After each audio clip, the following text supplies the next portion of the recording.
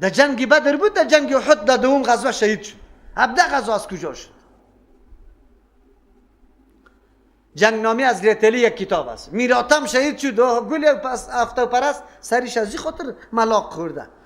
ای او که در کوب دوان اول چی بود؟ در دیاد بود. وقتی که میراتم شهید شد گریخت در کوب گریخت. مرد که هست آفتاب که زرد میشه ای به خاطر غم از او بود. عجیب گپاس، عجیب واهیات. الله اکبر. شکر الله را بکشه. به الله قسم که به قرآن کتاب الله نشسته. اینطور حالت ها، اینطور تاریکی ها تیر شده که پرسان نکن. اینطور تاریکی تیر شده و ما امین نعمت الله را قدردانی نمیکنیم. قرار خوای خود در خانه میزنیم، در ترجمه قرآن نشسته نمیتونیم برای 1 ساعت و 2 ساعت که حقیقت دین خود آشنا شویم که دین چیسته. ریش سفیدار یک دفعه سوال کنی که آلات براتان بگویه. های مشکات شریفه در قریه خود درس میدادم. یک ریش سفید گفت که مولوی صاحب موضوع غسل بود. وقتی که مسائل بیان کردم بیخی تعجب کرد. گفت صحابه کرام همینطور سوال میکردن. گفتم میگم ما خود در بدر شدیم. قدیم تشناب نبود. دونمو خانه بوزی شوجه بسته بود، مرکب شوجه بسته بود، گوی شوجه بسته بود. میمان هم دمو یک اتاق بود، خودش هم در یک اتاق بود. 7 برادر زندار هم در یک اتاق بود. غسل ما گفت در گوخانه بود. نعوذ بالله. او میگه از دست شرم میگه بالا سعی کرده نمیتونیم که در حالت جنابت که ستاره معلوم نشه که در بدر میشه. خب گوشت نواز کن. گفت جاله روان بود در دریا سوبکی رفتم در غسل. میگه خدا که در جاله تا کردم پس آمدم چاشتی روزی پالکونم میسوزه. ای تو کردم که خون است. پس رفتم در جایی که غسل کردم. وقتی که در سنگ 6 تا بودم پوست اوجا باقی مانده بود. خودم چی اینطور سختی ها را مردم دید. در یک جای دیگه ترجمه میکردم. وقتی درس حدیث میدادم موضوعات غسل آمد یکی به دیگه خود همینطور سعی میکنه و حیران است. پسان برش گفتم که چی گپ داشتی؟ گفتم مولی صاحب ما خود در سرت میرفتیم، مالدار بودیم. اونجا میرفتیم هر دفعه که جنوب میشدیم در هزاربند یک گری را مینداختیم. باز پس که در پایین میآمدیم اگر 10 دفعه اونجا جنوب شدیم 10 دفعه خود در او گربه میکردیم. این جهالتا تیر شد. اینطور حالتا تیر شد. ریش سفیدار سوال کنید دین نبود، یقین نبود. همونطور مردم یک میراثن مسلمان خدا میگفت آلی علم آمده، در دروازه ما آمده، در خانه ما آمده، در جیب ما آمده. همین موبایل، همین کامپیوتر، همون رقم که وسیله گمراه کننده است. وسیله که تو استفاده درست بکنی بهترین. در یک موبایل دنیا تقریرهای علما را، در یک کامپیوتر کل کتابای مربوط دین جا شده. ما این نعمتهای الله را شکرگزاری باید بکنیم. وگرنه در بدر مردم در بدر تیر شد بیچاره نمیفهمیدن چی گپ است دین چی را میگه. گپی ما در سر شرک بود. شرک پدیده خیلی شوم بدبخت. از او خاطر ما کل محنت خود خرج کنیم، دلسوزی کنیم. اگر مردم ما را بد میگه، لط میکنه، بندی میکنه، تهمت میلگانه، اما شما احساسی از این داشته باشی که عقیده یکتا پرستی الله در این وطن چی شوه؟ بگوی شایع شوه. مردم حقیقت توحید بشناسه، شرک گلم و دسترخانش چیده شوه. و ابو مردمایی که در رأس شرک دعوت شرک قرار داره الله واره تباه و برباد کنه که گم شوه. اول الله برش هدایت کنه، اگر قابل هدایت نیستن دیگه الله برباد کنه شانه که مردم خلاص شوه از بندای شرک. شرکی قدر پدیده بد است. الم تر الی الذین یزکون انفسهم. مسئله پنجم است ادعای کاذب و بی اساس. چی میگن؟ تو نمیبینه پیامبر علیه السلام یا علم برات حاصل نیسته؟ او کسانی که یزکون انفسهم تزکیه میکنه نفسای خدا پاک میشماره، میگه ما جنتی هستیم، ما برتر هستیم، ما مقامی ما از کلی مخلوق دیگه کده بالا است. الله دنیا را به خاطر ما پیدا کرده و بر ما هیچ نوع گناه هم ضرر نمیرسانه، چرا که پدرای ما خوب مردم بود. حالی بچه قماربازی سید از تو طلب داره، میگه دستی مرا بوسه کو. چرا؟ چرا از پیش طلب داره؟ ما سید هستیم. چی رقم سید هستی؟ خاک در سری تو باری سید. سید خوب بود و پیغمبر بود که شرک خرافات کلش محو کرد، او تو یک در قمار زده رویست.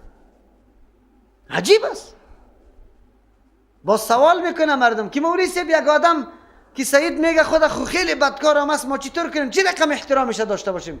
قرآن احترامی کی را گفته؟ این اکرمکم عند الله اتقاکم. پشت تقوادار بگرد.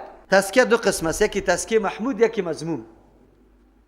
یکی تزکیه قولی است، یکی تزکیه عملی. تزکیه عملی محمود است، درست است. تزکیه عملی نشأت میکنه از علم درست و صحیح و از عمل صحیح. کسی که علم داره به قرآن و حدیث عمل سرش میکنه، خود به خود پاک میکنه، هیچ دو انحراف دو دیده نمیشه، نه در عقیده، نه در عمل، نه در اخلاق. این تزکیه محمود است. چرا؟ عملا تو خود پاک کرده ای، در زبان خود ستایش نکرده ای، بلکه در عمل ثابت کرده ای که واقعا شخصی هستی که واقعا سرت شمار میشه. دوم تزکیه قولی است به زبان. تزکیه قولی منشش همیشه جهل، تکبر، غرور است که واقعا در تو یه چیز دیده نمیشه و خود کلان میتراشی. یهود به اینمی مرض مبتلا، تا امروز مبتلا به این مرض هستند. خود برتر از کل مخلوق دیگه میدانه، مخلوق دیگه را برای خود غلام میدانه و حتی تا این اندازه عقیده داره که مال دیگه هر ملت برای ما حلال است، هیچ کدام مؤاخذه الله سر ما نمیکنه اگر ما بخوریم شد. در بین توده های مسلمانان بعضی طایفه ها همینطور فتاواها را علمایش داده. در بین اهل سنت هم است، در بین اهل تشیع هم است. فتوا داده عالم اهل سنت که مال ازواج که دم گیریتان آمد قند واره بخوره، ولی علمای ازوام میگه که مال ازیا این ناسبیاست. این ناسبیا را که زوریتان رسید دیگه مالش چرو چپاول کرده خورده بری. کتابا پر است، از خود نمیگم، کتابایشان بخوانی. ناسبی کی را میگه؟ کسی که ابوبکر و عمر رضی الله عنه احترام داشته باشه و بری که فتوایشان در حق ازیا چی است، چی میگه. تزکیه که قولا میکنه ما حقیقت تزکیه وجود نداره، خود برتر میدانه، ادعای بی اساس. بل الله یزکی من یشاء، بلکه الله پاک میسازه من کسی را یشاء که الله بخواه.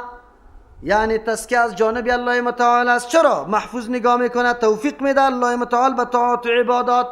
الله برش علم نصیب میکنه که به مقتضای علم عمل صحیح میکنه. اینی را الله چی میکنه؟ پاک میسازه. کسی را که الله متعال بخواه، او کسی که اهلیتی و لیاقت از این تزکیه را داشته باشه، به هر کس الله تزکیه نمیده. لیاقت کی داره؟ لیاقت کسی داره که اسباب تزکیه را در کار مندازه. کدام حواس، کدام اسبابی، وسایلی که برای حصول علم الله برش داده او را در کار مندازه. صوبکی خواب نمیکنه، میاده ترجمه قرآن کریم میشینه. اینی مردم الله تزکیه میکنه. اصل پاک کننده الله است. الله کسی را پاک میکنه که اهلیت داشته باشه. اهلیت کسی داره که اسباب و وسایل تزکیه را الله بر داده تو در کار انداخته ای. که ما پیشتر گفتیم که علم سالم کسی داشته باشه و عملی درست، اونو را الله متعال پاک میسازه. شما با آمدن قرآن کریم که اسباب استفاده کردی، این الله متعال تزکیه را نصیبتان کرده، از شرک پاک شده. در اینجا الله متعال مذمت یهود به خاطر چی بیان میکنه؟ که خدا کلان میتراشه اما سند و دلیل نداره، اما طور خدا بالا میتراشه. اینطوری بالا تراشی سبب میشه برای جنگا، برای چی؟ نزاع و اختلافات. در تمام اقشار و فرقه ها امیر رقم تفوق طلبی و کلان تراشی وجود داره. در دنیا که چقدر جنگا را مشاهده میکنیم میبینه اصل علتش اینمی تفوق طلبی است. امروز که امریکا تن نمیده در هر جای تاخت تاز میکنه، چرا؟ خدا کلان میتراشه، میگه ما قوم مهذب هستیم، دموکراسی را ما عملی کردیم، ما خود مردم هستیم. از او خاطر دیگران را حقیر میدانه، خونشان هیچ ارزش نداره. در هر طایفه طور گپا است. قرآن کریم میگه که نه، اصل تزکیه است که در عمل انسان پیاده بکنه که آزارت به کسی نرسه، حق الله را بشناسی و حق مخلوق الله را بشناسی. و یه تو حاصل نمیشه، وقتی حاصل میشه که کتاب الله و سنت رسول الله را بخونی. ولا یظلمون فتیلا، ظلم کرده نمیشه بالایشان فتیلا، به اندازه خسته، امو تاریخ خسته که در خرما وجود داره، امو قدر هم چیسته الله ظلم نمیکنه. عرب به خاطر کم بودن یک شی همیشه تعبیر به فتیل یا به چیسته نقیر یا به قطمیر یا به سفروق میکنه. 4 کلمات همیشه عرب استعمال میکنه برای قلت. فتیل تاری که در بین خرما هسته، تارک در بین امو در ردگه که خسته خرما، او را به نام فتیل یاد میکنه. یا تارایی که در پوستک نازک خرما یک تارک رگ واری که است او را فتیل میگه. هر دو قول تقریبا نزدیک است. دوم نقیر است. نقیر کدام زخکی که در خسته وجود داره بلندیگک او را به نام نقیر یاد میکنه. او بعضی میگه که نه، نقیر عبارت از اونمو بعضی اوقات داغ سیاگک میباشه در خسته او را میگه. هر دو قول پروانه داره. سوم کلمه را که عرب استعمال میکنه برای قلت قطمیر است. قطمیر اونمو پرده نازک سفیدک که در بین خودی خرما و در بین خستهش است او را به نام قطمیر یاد میکنه. و یک لفظ دیگر که عرب استعمال میکنه سفروق است. سفروق عبارت از چیزی خیلی خرد دم خودی داخل خرما. وقتی آدم خرما را میخوره یک چیزی دانگک واره در دهن آدم میاد، اونو را به نام سفروق یاد میکنه. عربا این کلمات برای کمی استعمال میکنه. منظور است که الله متعال حتی به اندازه یک تارک خرما هم سری کسی ظلم نمیکنه، نه سری کسی زیاد گناه را شمار میکنه و نه عمل نیکی کسی را الله ضایع میکنه که پاداش نده. انظر کیف یفترون علی الله الکذب. بی پیغمبر علیه السلام چه قسم دروغ جور میکنه بالای الله الکذب، دروغ دعوای تزکیه میکنه، میگه ما جنتیستیم، میگه معتبر دین به نزد الله از ماست، میگه ما عذاب نمیبینیم، میگه ما برتر هستیم، میگه ما دوستای الله هستیم.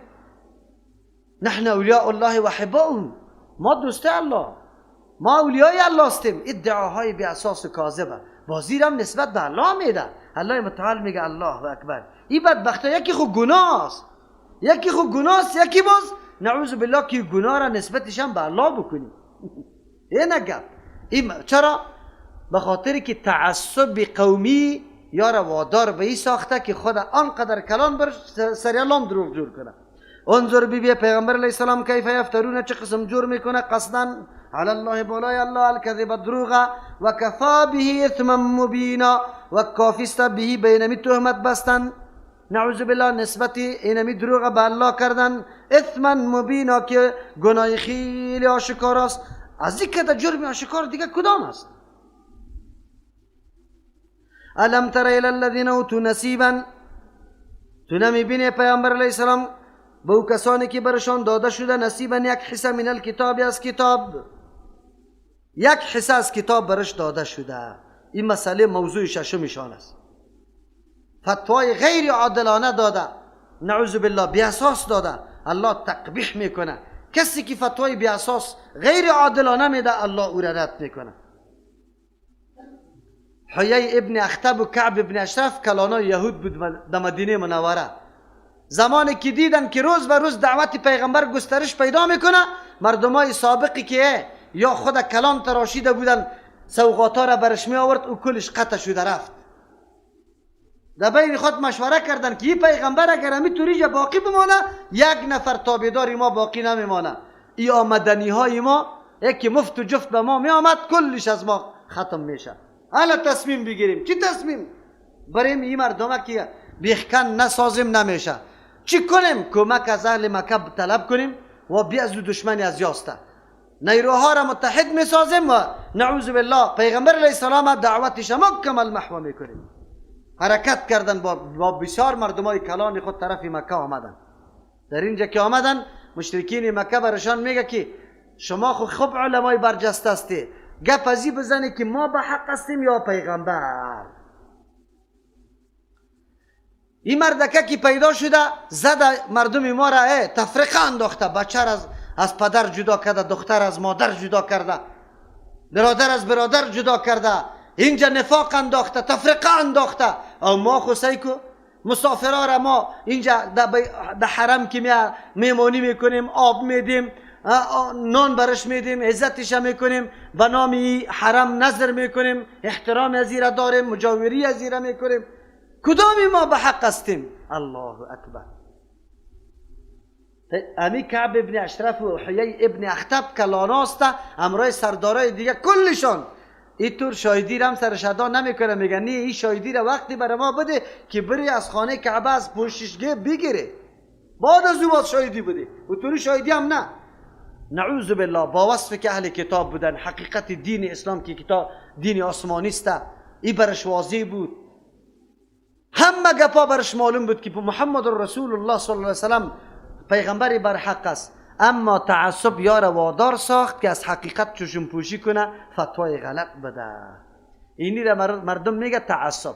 تعصب اگر به خاطر مذهب است، تعصب اگر به خاطر قوم است، سمت است، جغرافیا است، لهجه است، زبان است، رنگ است، کلش مردود و لعنت الله سرش است. شما باور بر الله بکنید همین جنگایی که فعلا وجود داره از دست تعصبی قومی شده، از دست تعصبی سمتی شده. امیالی هم برآمدن کفار و ای وطن پس در این ملت واگذار شدن از دست تعصبی سمتی و قومی و زبانی ادامه داره. پشت سرش اینمی تعصب وجود داره. تعصبی قدر چیزی بد است. چرا؟ آدم وادار میسازه که از حق چی کنه؟ بگه چشم پت کنه و نعوذ بالله به باطل شایدی و فتوا بده. این فتوا داد. در پیش کعبه فتوا دادن، گفتن شما احداستین پشتی سر میاد، هؤلاء اهدا من الذین آمنوا سبیلا. رای از یا خیلی بر حق است از مؤمنا کرده. تعصب انسان در نمیتور کفر مبتلا میسازه. یادتان باشه تعصب در اینجاست که مسئله تعصب آنقدر عالی در وطن ما اوج گرفته، آتشش داغ است که پرسان نکن. رسانه های خبریم ایره دامن زده رایسته، همین نقطه ها را چی کرده؟ زمزمه کرده میروند. یادتان باشه ما مومن هستیم. نزدیکترین شخص رنگ سیاه از افغانستان به کرولها کیلومتر دور، زبانش به هیچ وجه نمیفهمیم، به هیچ قیافه ما جور نمیشن، لیکن میگه لا اله الا الله محمد رسول الله. بس برادری ماست. ما تعصب نمی کنیم، ولی امروز علمای ما تعصب میکنن. شما باور به الله متعال بکنی خو قوم دو عالم است، یک عالم باطل میگه، صراحتا باطل میگه، دیگه عالم حق میگه، اما باطل گوی از قوم امی قوم است و حق گوی از این قوم نیست. مردم قطعی استاد میشه، بگه باطل گوی استاد میشه. چی میگه ما بین خود؟ گم که هر چی که هست همی خود قومی ما هست. همی طور میگه نمیگه. تعصب مذهبی خود پرسان نکو دیگه. نامی مرا اگه گرفتید 15 دو میزنه. چرا؟ میگه این مذهبی ما، ده مذهبی ما نیست. ده مذهبی ما نیست. اگر مولای مذهبی ولو که شرک هم میکنه، چی میکنه؟ دستش هم بوسه میکنه. همون طور است یا نه؟ این گپا هست. این تعصبات وجود داره، الله رحم بکنه. این صفت مذموم و بد و قبیح یهود بود، الله در اینجا ذکر کرده و درس برای ماست که ما تعصب نکنیم، از جاده حق تیر نشیم، فتوای غلط ندیم. خیر است، خیر است. اگر چی در مذهبت نیست خب بگو که در حدیث آمده. فتوای ناحق غیر عادلانه نده. از پیش سوال مشرف الیدین است، آلی تعصبی مذهبی تو را وا نداره، گنگ گنگ گنگ گنگ گنگ گنگ گپ همونطور آرام کده. چی میکنه؟ نمیگه که همین اصل حدیث حق است، نمیگه. میگه تعصب چی نمیگه؟ نمیره میگه مولا صاحب حتی همین قدر گفته نمیتونه که در حدیث آمده. خیر است مولا صاحب یک دفعه بگو که در حدیث آمده، باز پسان دنبالش دیگه بسته کن. خیر است، دنبالش خبر داری که چی را بسته میکنه؟ اصل در کتاب حدیث خو هست لیکن منسوخ است.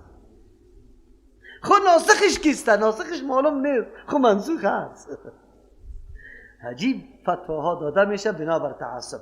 کعب ابن اشرف و حیی ابن اخطب بنابر دشمنی پیامبر صلی الله علیه و سلم، اهل کتاب هم بودن، کتاب آسمانی هم داشتن، بازم فتوای غیر عادلانه به نفی کی بگه مشرکین و کفار دادن، در حالی که قرآن هم کتاب آسمانی، تورات هم کتاب آسمانی.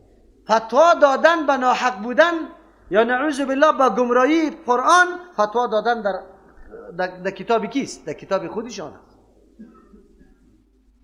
خلیکن کردن. قرآن میگه الم تر الی الذین، تو نمیبینی بسوی کسانی که اوتو نصیبا داده شده یکیسا من الکتاب، از کتاب، یؤمنون بالجبت و الطاغوت، یا ایمان داره به جبت و طاغوت، و یقولون میگوین للذین کفروا، درباره کفار، به کسانی که کافر هستند چه میگن درباره ازوا؟ هؤلاء نمی کفار که بوتا را پرستش میکنه، داخلی رسیده هستند در حق من الذین آمنوا، از مؤمنا کده، سبیلا در را، در راه حق یا خیلی رسیده است از مؤمنا کده. دیدی شایدی غیر عادلانه را، فتوای غیر عادلانه را، بی اساسه، بی منطقه. به جبت و طاغوت ایمان دارد. جبت چی را میگه؟ طاغوت چی را میگه؟ مفسرین معناهای متنوع برای جبت و طاغوت کرده. اول معنا جبت و طاغوت دو بتا بود میگه در عرب. اینمی مشرکی، اینمی اهل کتاب آمدن، مشرکا بردن که اول تصدیق ازیره بکنی که پرستشی دو بت بالکل باید درست است، صحیح است، غلط نیست. کعب ابن اشرف و حیای ابن اخطب امرای همراهانش آمدن جبت و طاغوت گفتن بله طواف از یا بالکل درست است، نظر به نام از یا درست است. ایمان به کی آوردن؟ به جبت و طاغوت که دو بت بود. یک معنا. دوم جبت عبارت از سحر و منتر، جادوگری، و طاغوت عبارت از چی است؟ شیطان.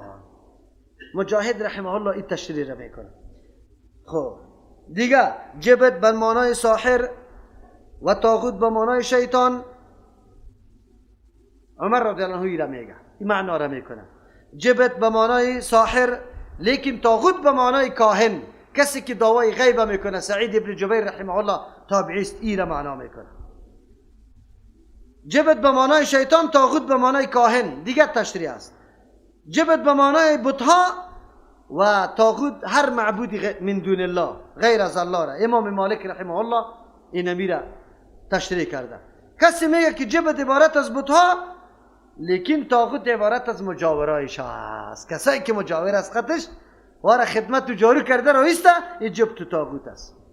او بعضی دیگه رمل اندازا و کسایی که خط کفشناسی و خطا را میگیره، کلی از یارا در جبت و طاغوت شامل کرده. اما خلاصه سخن و نتیجه کلی گپا ایسته که جبت تمام خرافات، اوهام پرستی، کلی از یارا بنامی چی یاد میکنه که مشرکین داشتن. اونمو اوهام پرستی، اگه او پرنده ها را میپراندن، اگه او نعوذ بالله بتا را طواف میکردن، اگر میگفتن که بتا خورده و نوشیده میتونه، کلی اوهام پرستی و خرافات به نام جبت است. طاغوت چی را میگه؟ هر چیزی که عبادت و پیرویش سبب طغیان و انحراف از حق میشه، او را به نام چی یاد میکنه؟ طاغوت یاد میکنه. اینمی طاغوت شیطان باشه یکی، یا این طاغوت معبود باشه که تو را نعوذ بالله از راه حق گردانیده، یا پاچا باشه، حاکم باشه که فیصله به قرآن و سنت نمیکنه، این به نام چی میشه؟ طاغوت نامیده میشه. این پشتی سرم به طاغوت فیصله خدا میبره. مراد از طاغوت امی کعب کیست؟ ابن اشرف است. چرا که فیصله را به قرآن و حدیث نمیکنه، در پیش کی میکنه؟ اینی را جبت و طاغوت میگه. کعب ابن اشرف و حیای ابن اخطب با امرای همراهانش نعوذ بالله بالای تمام اوهام پرستی و خرافات و هر چیزی که معبودی غیر الله بود یا را سرش عقیده کرد و گفت یا بهتر است از نظام و دینی کی مؤمنا کرده. رای از یا میگه حق است، از یا کرده. تعصب یا را واداشت که دیرمی سر حد رسید. انسان تعصب نکنه، چرا که آدم در بدر میشه، از دین میبرایی، منحرف میشی. آلی گپا خیلی زیاد است، الله رحم بکنه. اولئک الذین لعنهم الله. الله بیانی نتیجه صفات قبیحی از یاره میکنه. اینقدر صفاتای غلط که داشتن، نتیجه چی شد؟ الله میگه اولئک موصوف به صفاتا الذین مردمای هستن لعنهم الله که الله از رحمت خود یاره دور کرده. و من یلعن الله، کسی را که الله لعنت کنه یعنی از رحمت خود دور کنه، فلن تجد له نصیرا، تو نمیابی مخاطب برای تو آدم نصیرا امداد کننده که او را از عذاب الله رد بکنه، نگاه بکنه. پس اینمی کعب ابن اشرف و حیای ابن اخطب به خاطر رضا کردن مشرکین که باش قط ما دست یکی کنه، نقشه را جور کردن. باز جنگ احزاب به می خاطر شد. یا گفتن که شما از بیرون حمله کنه، ما از درون، که پیغمبر علیه السلام با نام و نشان و دار و دستش مکمل از اینجا چی کنیم؟ گم کنیم شه. لیکن و مکرو و مکر الله. یا اینمی قسم دسیسه ها جور میکنه، خو لیکن خبر نداره که الله چی تدبیر میکنه و این تدبیر به چی منجر میشه، حالات در کجا میرسه. الله متعال میگه کسی را که الله لعنت کنه باز کسی امداد کننده برش پیدا نمیشه. ام لهم نصیب من الملک فاذا لا یؤتون الناس نقیرا. دیگه صفت مذمومی از یا این موضوع هفتم است. این مردم ها چی میکنه؟ تمنای ادعای پاچایی را میکنه، همیشه میگه که باید ما پاچه باشیم، هر سر راضی و افتخار برای ما باشه. از امو خاطر افتخار دیگه کس پاچه دیگه کس نمیپذیره. پیغمبری که در عرب آمد محمد رسول الله ایره نپذیرفت. عیسی علیه السلام هم که گفت که من پیغمبر هستم او را نپذیرفت. و تا آلی رم ادعا داره که یک پیغمبر دیگه میاد، پیغمبر آخر زمان، و صفتاش که میگه در کتابای ما سو پیغمبر تا آلی را نامده، ما منتظرش هستیم. ما منتظرش هستیم. چوچای یهود و یهود به اون طور پیغمبر منتظر است.